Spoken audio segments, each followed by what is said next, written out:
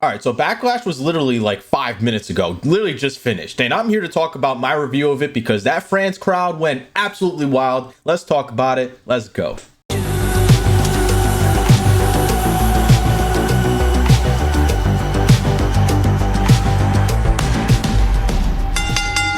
Yo, what's going on, guys? It's JLD and we have another video for you guys this weekend. So I literally just finished watching WWE Backlash and these are my thoughts on it. We had 5 different matches going on for the France event, but before we even talk about that, holy crap, that France crowd was probably one of the best I've seen in a long time. Like, last year's Backlash was in Puerto Rico and they blew the freaking house down, but France, on the other hand, I think they beat them like 100 times better. Almost to the point where the cameras were bouncing up and down when they were doing the announcements for the championship matches. So in today's video, I'm going to go over each match that happened in the order that they happened tonight on Backlash and just my thoughts in general. Just keep in mind there are spoilers for this, so if you haven't watched Backlash, make sure you check it out on the WWE Network or Peacock app or wherever you watch it. And as always, make sure you subscribe to the channel, turn on notifications so you get some of the best wrestling content out there. We also posted a prediction video yesterday, so if you want to see what the predictions were, make sure you check out that video too.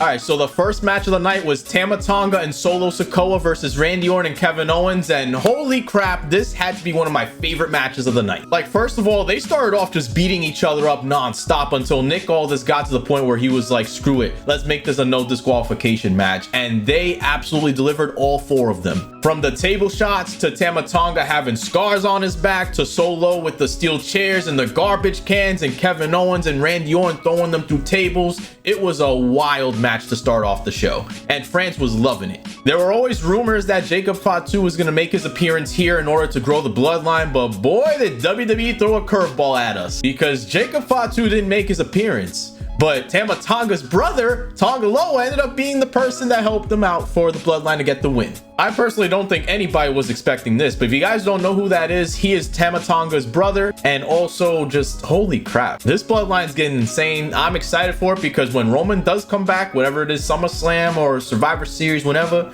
this bloodline storyline is just getting bigger and bigger and bigger each time. But anyway, despite that, it was one of my favorite matches of the night. I give that a 10 out of 10. Next up, we have the WWE Women's Championship on the line with Bayley defending against Naomi and Tiffany Stratton. I really thought Nia Jax was going to get in the way of this match, especially with it being a triple threat match. But as always, Bayley got the win. But I feel like they could have done better with that win. They just had Naomi get rolled up for a 1-2-3 quickly. They could have done something different, especially with Tiffany Stratton. Tiffany Stratton was delivering during that matchup. The crowd was definitely entertained on this one, but I feel like they could have done more with Tiffany Stratton at the end of the match rather than it just being a Bayley rolling up Naomi kind of thing. I also had like a slight feeling Naomi was gonna go and clothesline Bayley after she was holding her arm up after the win, but we'll see what happens afterwards. Then we had Jey Uso facing Damian Priest for the World Heavyweight Championship. He came out of the crowd, Jey Uso, and the whole crowd was going insane. You saw everybody's phones going up and down. They were screaming his entrance music, and it was so entertaining before even Damian Priest got into the stage. It was interesting to see this match because I knew Damian Priest was gonna win, but with the Judgment Day coming out trying to help out Damian, it almost seemed like Damian was gonna fight Finn Balor and JD McDonough after the match. So I wonder what Monday Night Raw is gonna have for us and what they're gonna do with the Judgment Day moving forward. But that match had me at the edge of my seat for a little bit because Jey Uso was getting super kick after super kick and was doing the frog splash like crazy. There was even a moment where Damian Priest said that JD had a big ass head, which was absolutely funny. Lord Farquaad. Fourth match of the night was Jade Cargill and Bianca Belair going up against the Kabuki Warriors for the WWE Women's Tag Team titles, and this actually was pretty good.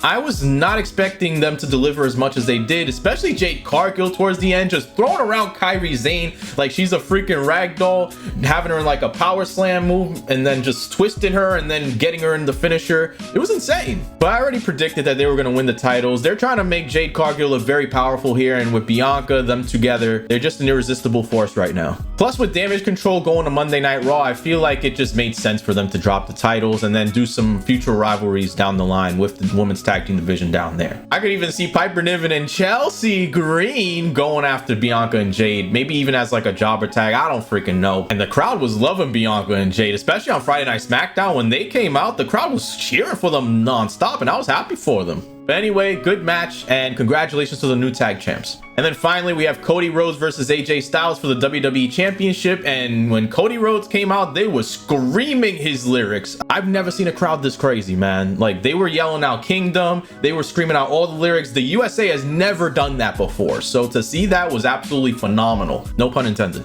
And during the announcements that Samantha was doing of the challenger and the champion, just the camera was bouncing. Like, you saw it literally going up and down while the crowd was screaming out their names and everything. And throughout the entire match, they were just singing non-stop. They were doing their la la la la, the whole freaking 9 yards. In terms of the match overall between Cody and AJ, I felt like it was just a regular matchup. I didn't see nothing too special about it, but I'm happy Cody retained because we all knew that was going to happen. There's no way Cody's going to lose the title as soon as he got it from Roman. So in terms of the show itself, I thought it was fantastic. I always say the crowd itself will always make the show. If the crowd is going insane, I don't care what kind of matches are going on, it's going to make it 10 times better. And I think that's what WWE is going for, honestly, as they go to all these foreign markets. I know Clash of the Castle is going to have the same crazy crowd. Saudi Arabia is doing SmackDown for the first time ever over there, so I could see so many different things happening with this foreign tour. But yeah, guys, I just wanted to make this video real quick just to let you guys know what I thought about the show. I thought it was fantastic. Backlashes for some reason tend to be really good, especially since last year when Damian Priest faced Bad Bunny in Puerto Rico.